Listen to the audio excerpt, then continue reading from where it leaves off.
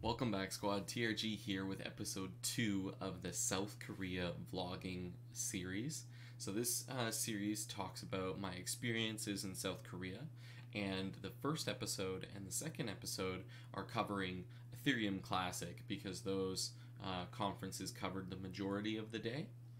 So so this picture here is of the Dongdaemun Square, and this is where basically the bus would stop, and then you can go from here, this like market area, on over to the Marriott hotel.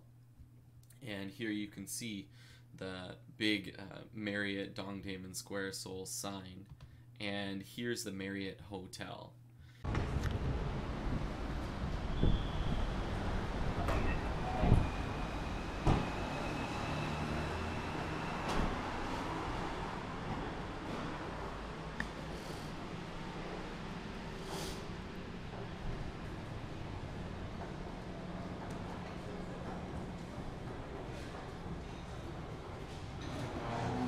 As you go downstairs, you go through the registration process, and everybody there was really helpful. You got a lanyard and a name tag, and then you get to pick up an Ethereum Classic Summit shirt. And the fabric on the shirts is really good. I was really impressed with the shirts. So after that, you get the Wi-Fi information, and you get to take a look at the Ethereum Classic agenda. So this covers all of the talks and how things are going to go, based on the speakers and the networking breaks and such.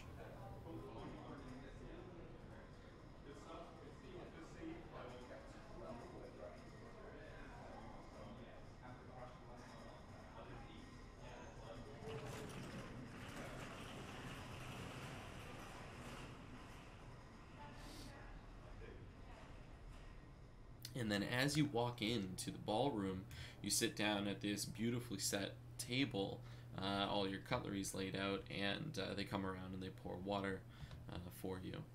And then when you look up, there's this massive screen, or several screens, where you can see like the thank you to our ETC Summit sponsors and partners screen, and the rest of the presentations go forward to be presented on that screen.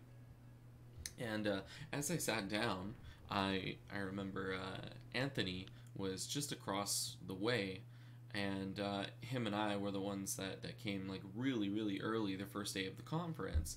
And so I figured I'd just walk on over there and introduce myself, right?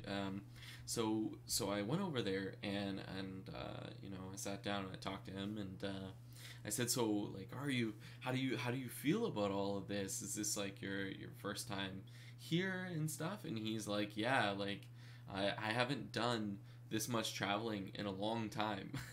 And to do all of this just this year is it's quite a bit of a jump from where things were, going from doing, say, like 5 hours of volunteer work for Ethereum Classic, right?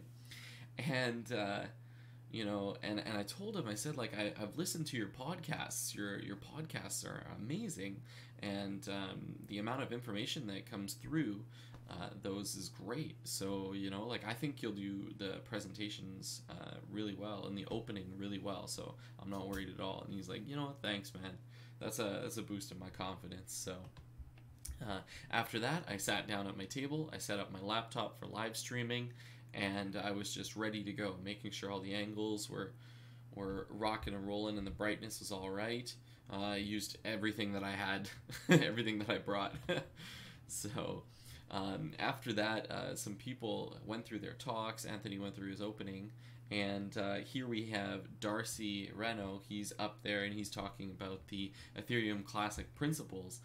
It was unfortunate that during the live stream I didn't get all of his talk, and that's because during the live stream someone was using the Wi-Fi and downloading a lot of content, so it killed the upload speed on the internet. But the speeds there at the Marriott Hotel were actually fantastic. It was 50 meg down and 50 meg up.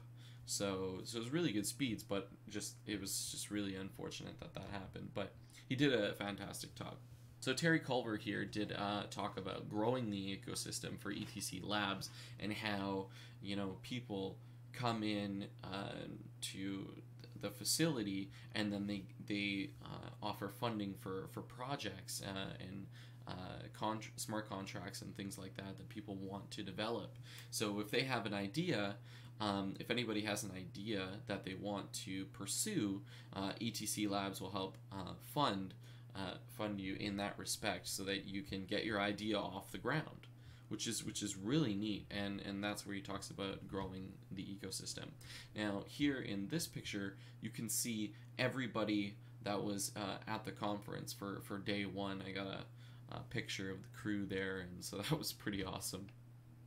And in the next picture here, you can see them preparing lunch for everybody, which was great.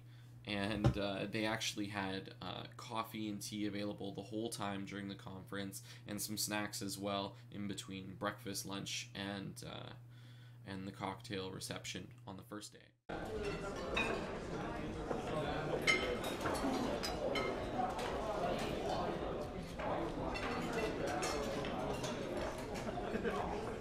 No worries, guys. After that was done, we got to go see Bob Summerwill's talk here, and he did an awesome talk about multi-chains, like how we work towards multi-chains. And basically what it comes down to is we need to you know, put things aside, like what happened in the past, and just move forward, because it's all about blockchain. And you know, we're all in this together. We want the world to adopt this, because it's just better for society. It's cheaper, it's more efficient, it's decentralized, you know, and that's what we need. So as developers, everybody just needs to connect together, and as communities, we need to connect together and just move forward, and not say, you know, this is mine or this is hers, and, you know, type of thing. So it was a really good talk, and I was super interested. The next picture you can see here is this was lunch. So tons of salmon, and the food was great. Lots of seafood, but mainly I think I gotta say I loved the salmon, and I loved the shrimp. Those by far took the cake in my mind. So the next thing that you can see here is my setup for the live streaming. Just kind of like cables everywhere. And then you get to see Cody Burns. So he does an awesome presentation on like blockchain capabilities, and it was great. You know, he really did a fantastic job during his presentation, and I actually got to spend quite a bit of time with him over the course of the next day and such. And then you have Rob Viglione, who does a presentation on Horizon, which is basically the rebrand off of Zcash, and so he talks about that, which is neat. And then after that's done, and the other speakers are finished, then we moved off to the cocktail reception, which was awesome, because it felt like it's just open bar, right? I thought there would be an end to the amount of drinks that would be there, but there was no end. They just kept supplying them, which was great, because you really got to develop a lot of solid relationships during that time. It was really good for networking. And here you can see my beer and some of the snacks that I got. And after I finished that, I actually got the opportunity to get a picture of Igor Artmanov, Darcy Reno, Bob Summerwill, and Igor Baranov. And so this picture was awesome, because everybody was happy, everybody was having a good time at the cocktail reception, and you know, it was nice. You know, these moments, I was glad that I was able to capture things like this. Like, these moments don't last forever, right? So. And in the next picture, you can see me sitting down with a table with a bunch of beers, and this was late. I think it was like 8 or 9 p.m., and the cocktail reception started at 5. So we were at the reception for like 4 or 5 hours, and just sitting down talking and, you know, having some beers and going over blockchain and our experiences traveling. So it really was great. And that was basically the first day of the Ethereum Classic Summit. Now, during the second day, one of the speeches that really caught my eye was a speech done by the CEO of Lindsay. And this company basically develops ASICs. And so they were talking about ASICs for Ethereum Classic and Ethereum. And they threw out some specs and a projected date when they would be released, right? So this is a bit of a game changer, like, if this comes through, right? Basically, the specs on this ASIC were 1,400 megahashes at 1,000 watts each, bringing in at approximately $20 US of revenue per day in comparison to Bitmain's product, which is doing about $3 a day. And they're talking about delivery in April 2019 and an ROI less than 4 months, which is pretty crazy. So then we have lunch again, and this was by far, I think, my favorite lunch, because you had steak, and they had salmon and pasta, and the desserts were amazing. They had poached chicken, like, oh, it was so good. And then after lunch, we came back on the second day, and there was a panel run by Anthony, and he was asking a bunch of questions about immutability and censorship resistance. And a lot of the people here on the panel, like Virgil had a different opinion, Wasim had a different opinion, you know, and along with the other two, and it was neat because they all had different perspectives on things, you know. So it was nice. It was really cool to hear everybody's opinions there. So I was glad that I was able to watch that.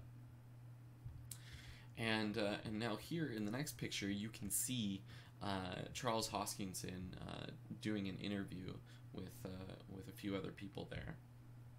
And then we come back from a short networking break, and Virgil Griffiths is up there doing his presentation from the Ethereum Foundation. So he came to the meeting, the Ethereum Classic Summit Conference, and did his presentation and talked about why you know, relationships between ETH and ETC are being reestablished, and you know, they're starting to work on small things together, right, like a peace bridge, and then they're gonna slowly move forward as things go, based on how things go, of course. And after he finished and a few other speakers finished, Charles Hoskinson came up and did his closing speech on the road ahead for Ethereum Classic, what he sees, what he wants to see, and how things have been in the past. So, which was great. I actually got to ask him a few questions during or after his closing speech there, and it was good. Like, he did a fantastic job up there for his closing speech. Once that was all said and done, and the Ethereum Classic Summit ended, right, I got to go around and get some pictures with these guys, right? So I got to get an awesome picture, as you can see here, with Igor Artmanov, and he did a lot of development on the Emerald project, which was great, and I got to hang out with him quite a bit. And no, he's awesome. He's a great guy. I wish I could have hung out more. And here in this picture, you can see me and a bunch of my other friends here getting a picture here. So after the first day, we were at the reception and we were all hanging out. And on my left, or on your right, you'll see Thomas on the end, and then you'll see Igor and Kyung in the middle there, which is one of my good friends there. So yeah, it was nice. It was an awesome time. And then here you can see everybody. You got Charles Hoskinson in the picture as well. it was good. Everybody here did really good speeches too, you know. So it was great. And then here I definitely wanted to get a picture with Anthony. You know, this was after everything was all said and done, relieve a little bit of, you know, stress, and we were hanging out and we had lots of laughs, so it was great. And now this is everybody after the Ethereum Classic Summit, and we all were trying to find a Korean barbecue, right? Because that's you know, one of the biggest places to eat in Korea, or one of the most renowned things, especially from, you know, a more North American standpoint, is the Korean barbecue. Like, you have to try it in Korea, you know? And so we were out there on the hunt, and we looked around for at least an hour, but eventually we found it. And this is kind of what it looks like. So yeah, you just get a bunch of raw meat, and they have an element in the table. Here they were using gas, and yeah, you throw your food on, cook it, and everybody was having a good time here. And you can actually see Zach, one of the JavaScript developers, trying to get as much of the food he could before we left. So it was great. And after that, we were on the hunt for Korean karaoke, right? Because nobody's like ever done that, and you know, they took it to a whole other level here. Like, Korean karaoke is something else. You basically, you get like a private room, your own TV, 2 microphones, and you just kind of go from there. So this is us going through the back lane here, and then this is us in the karaoke room. I don't have too many pictures of the karaoke room, but yeah, no, it was great. So we had a bunch of beers, as you can see here. You would get the room for 2 hours, but to have it for 2 hours, you had to get 2 beers each. So it was just kind of like a requirement they had. But I mean, at the end of the day, it was a blast. Like, we had so much fun at karaoke. I wouldn't be surprised if we were there over 2 hours, because it was so much fun. And then after that, you know, we all kind of went back, and we checked out some of the clubs that night too, just to see like what the nightlife was in South Korea. And it's amazing. It goes all night long, literally. Like, it doesn't stop. So I was really glad that I was able to go out with everybody and have a blast, because, you know, we really did. But yeah, the next day, later on, after that was done, me and Cody Burns and Thomas, we went out to find the Korean fish market. And that's going to be the next episode in this series. So if you guys want to see what happens there, definitely tune in and check it out, because the Korean fish market is unreal. And so thank you guys so much for tuning in, and as always, stay regular. Do it for him. I'll hold the camera. Oh, what am I doing? Oh! Hold it. You want me to hold it? Is it going? Yeah. Oh!